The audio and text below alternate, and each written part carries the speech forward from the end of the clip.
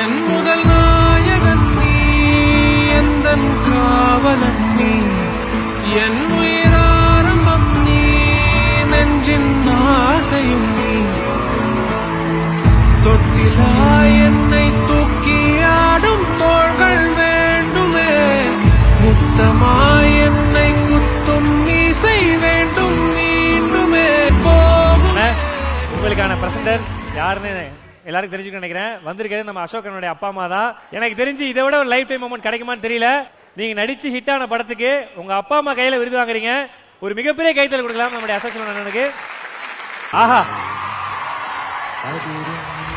ஒரு குடும்ப விழாவை மாதிரி ஒரு மிகப்பெரிய கைத்தல். லெட்ஸ் வெல்கம் ஆக்ட்ரஸ் கீர்த்தி பாண்டியன். உந்தன் கை வீசிடும் ஒரு ஜாடை